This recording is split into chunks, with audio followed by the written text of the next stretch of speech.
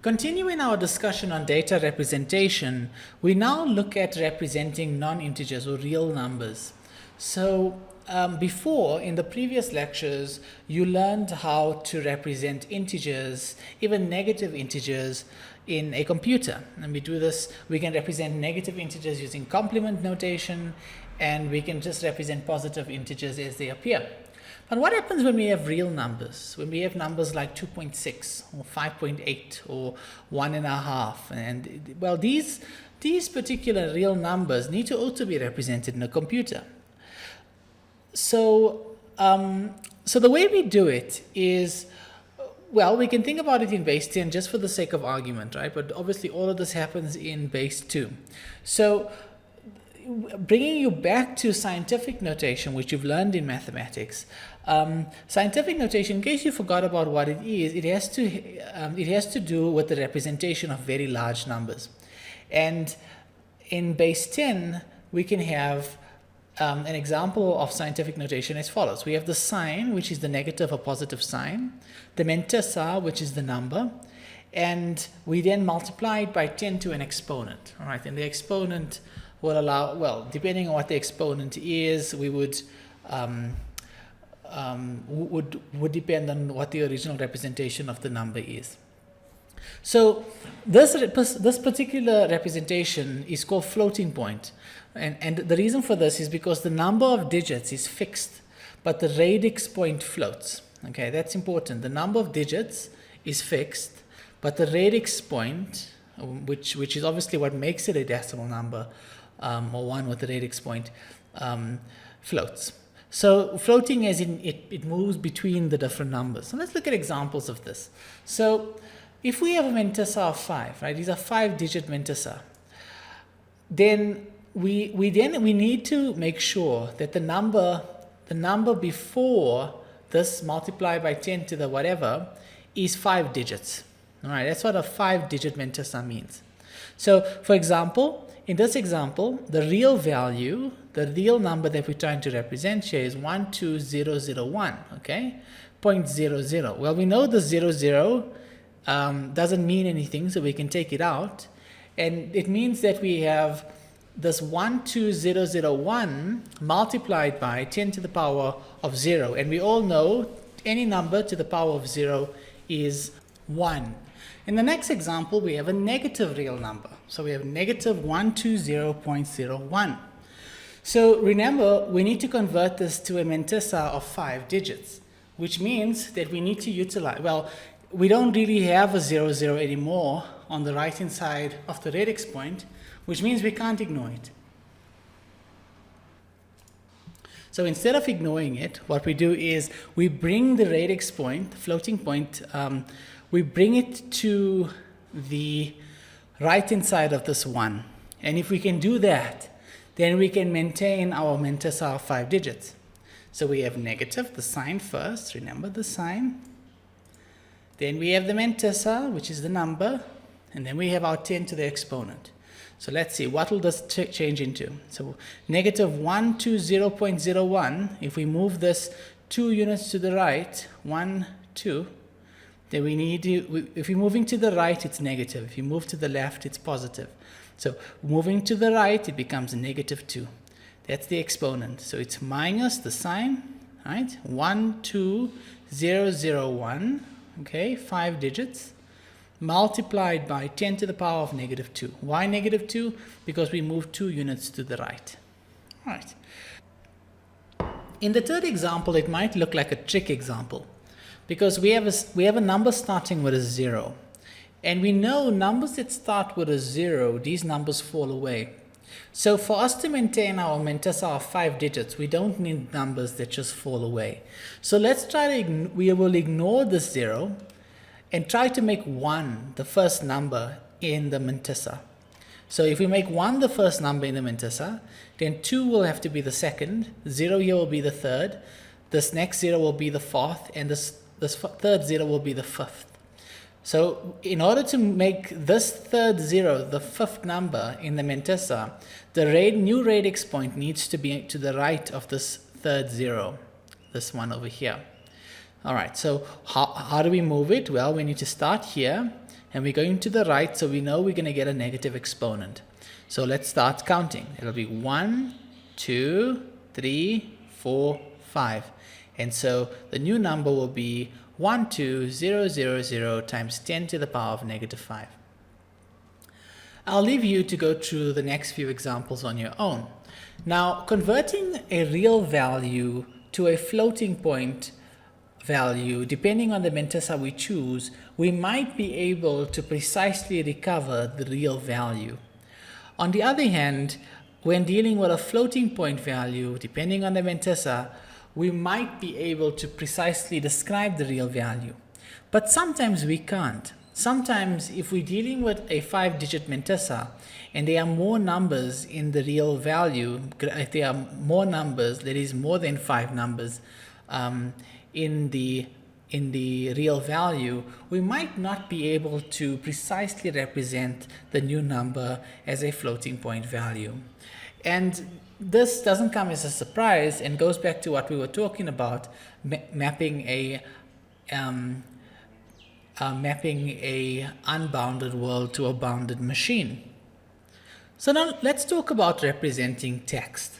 So what must be provided to represent text? Well, we know that there is a finite number of characters that we need to represent. Unlike in the number examples in the previous slides where we had infinitely many numbers to represent, text is different. We know that English has 26 alphabets. We know that there are a finite number of symbols that we need to represent.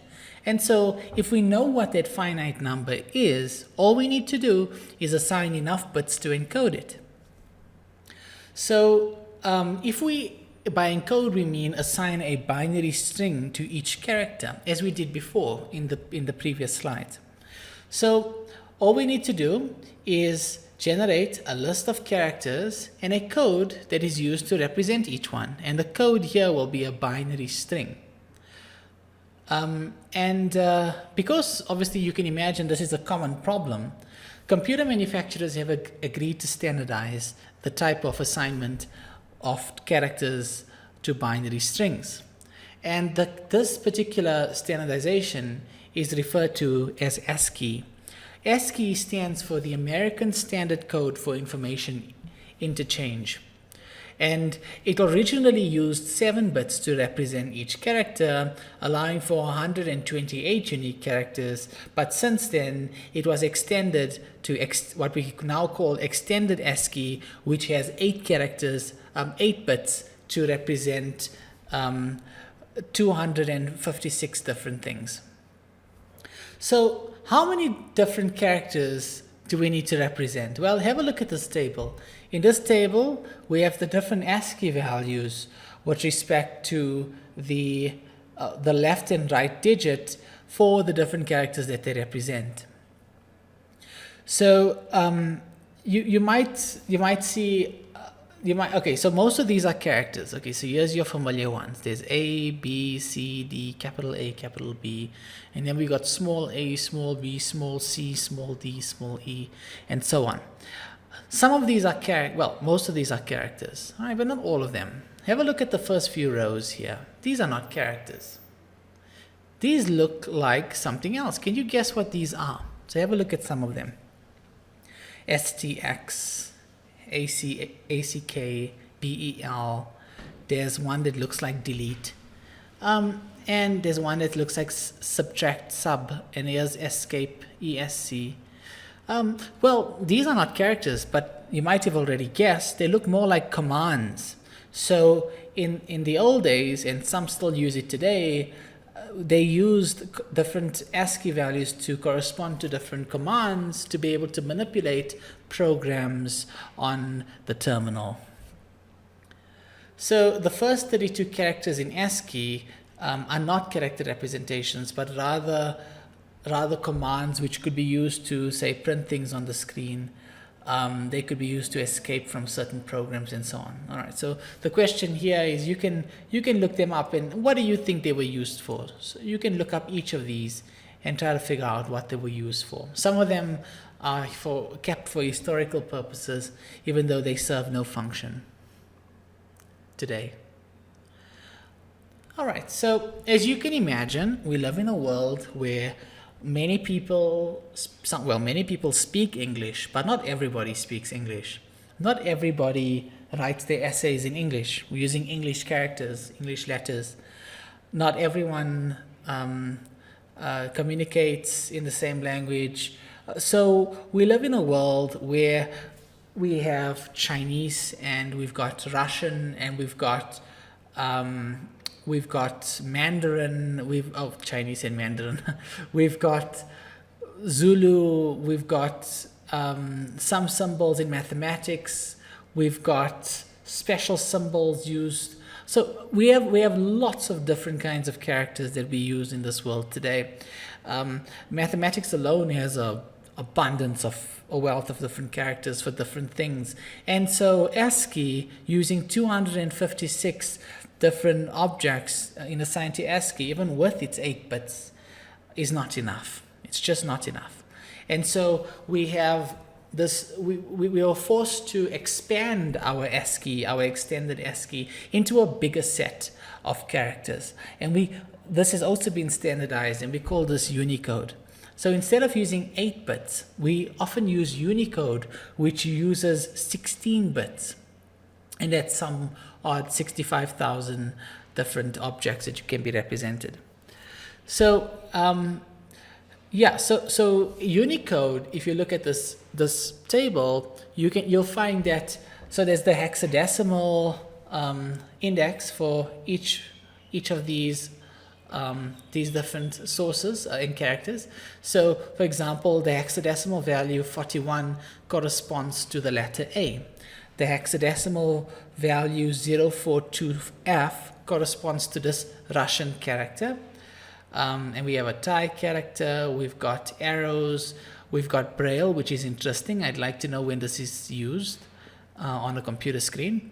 And we've got a Japanese, Chinese, Japanese, Korean, and so on.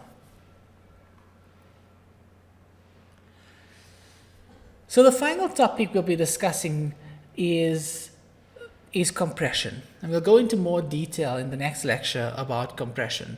But basically, we will be talking about data compression. So what is data compression? Well, data compression is nothing more than reducing the amount of space data takes.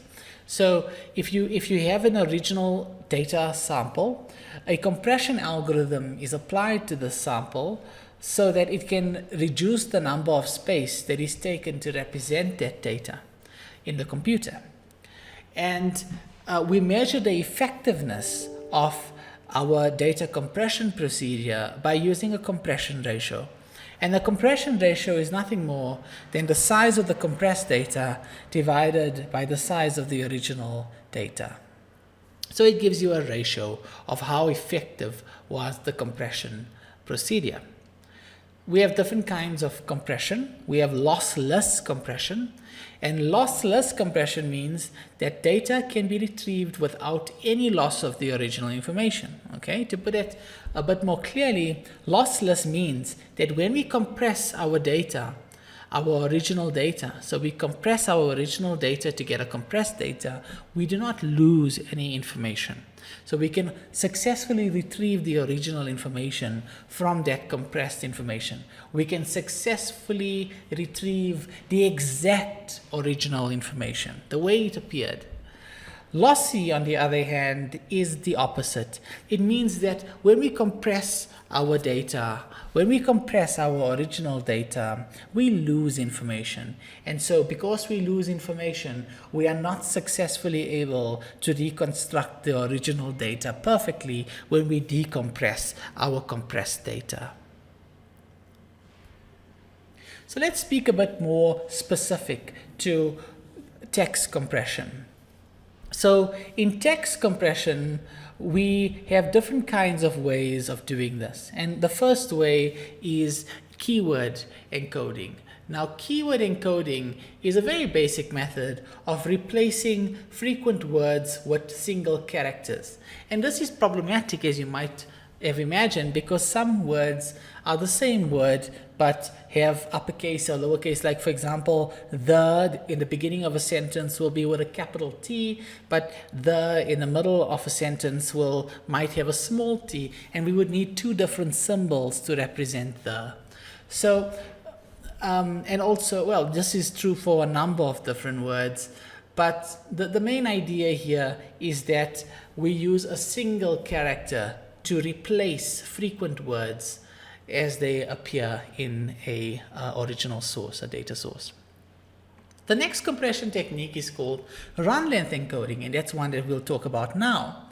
Run length encoding is simply replacing a long series of repeating characters with a flag, the repeating character, and a count on how many times it appears. And by doing this procedure, we can reduce specific kinds of data significantly. And I'll leave you to think about what kinds of data will run length encoding be effective on. The final kind of encoding is called Huffman encoding. That we'll talk about. There's many encodings, but the final one that we'll talk about is Huffman encoding. And Huffman encoding is very special. It uses a variable length. Variable length means that sometimes it can be one length and other times it can be other lengths. It uses variable length binary strings to represent characters that are frequently used. So based on how frequent the letter is used or the character is used, it'll be given a smaller length binary string. So if a character is never used, it'll have a very long binary string associated with it. But if it's used very frequently, it'll have a very small binary string associated with it. So let's look at, as promised, you can imagine keyword encoding being used in practice, but let's look at run length encoding. In run length encoding, as I've said before, a single character may be repeated over and over again in a long sequence. And so what run length encoding tries to do is replace a repeated sequence with three things. If you find the repeated sequence, you need to plant a flag to say that a repeated sequence has been found. Then we put the repeated character that appears, and finally we then state in a number how many times does that repetition actually occur. So we'll look at an example of this. But have a look at this particular encoding on the slide. We've got a flag, that's the star, that says a repetition has occurred. Then we have an X, which is the repeated character. And finally, we have the 8, which tells us the number of times X has been repeated.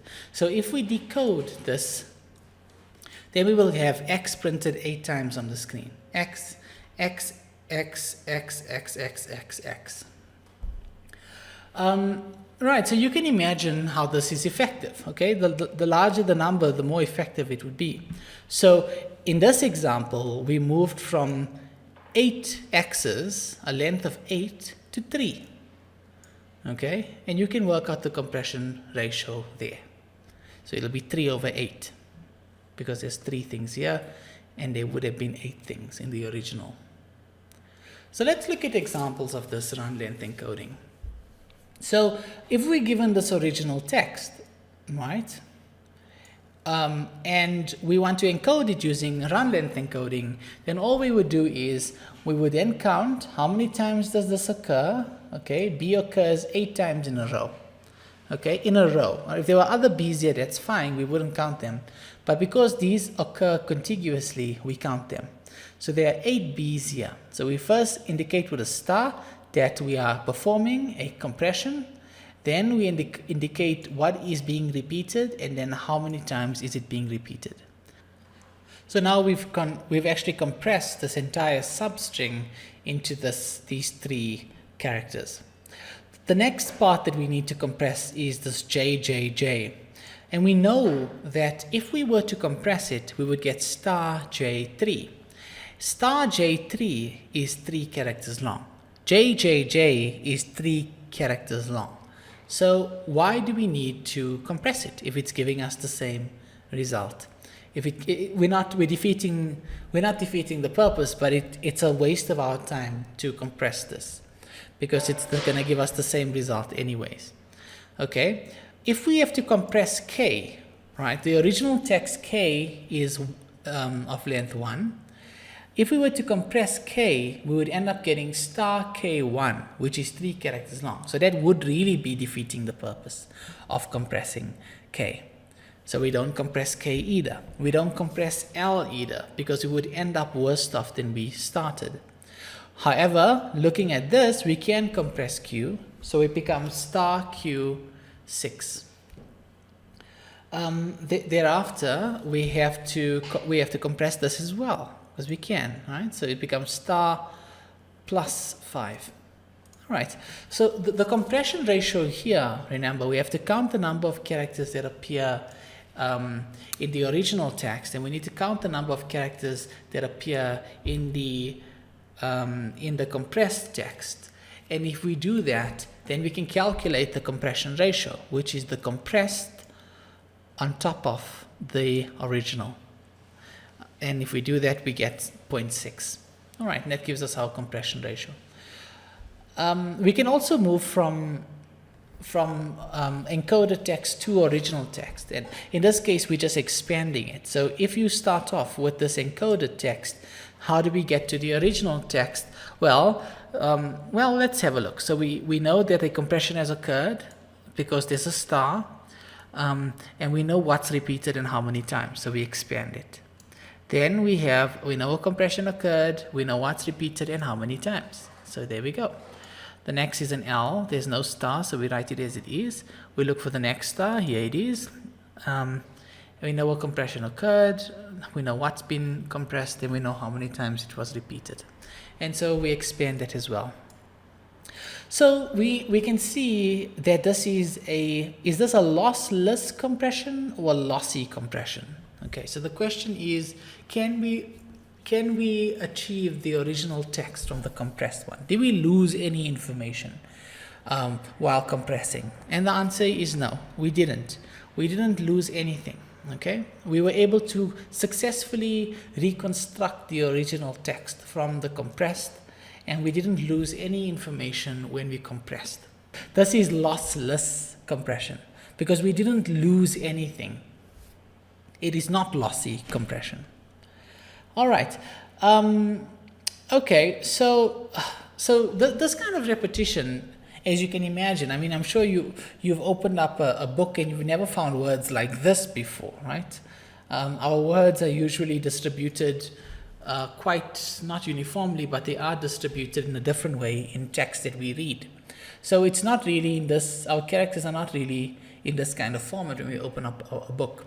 So how is this going to help us? Well, it might not be able to help us to compress books, but can you think of an example where this type of compression will be useful? And I'll give you a clue. In biology, our DNA is represented using different kinds of bases, and you can think about that. I'll leave you to think about the rest, but there are certain strings on our DNA which are only made up of 4 different letters. And if we have repetitions in this way, then we can actually meaningfully compress into a compressed encoding which uses less space on the computer. All right, so you can think of other examples. I'm sure you can.